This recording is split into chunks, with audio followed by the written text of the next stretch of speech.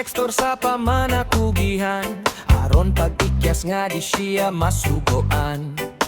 Buntag uto gabi mamanara jud siya, permi bisan usahay walay kuha dili man jud siya maluya. Bisan hangin kuso ug ulan mo patak, mamikagi hapon siya bisan lisod kayog lakaw.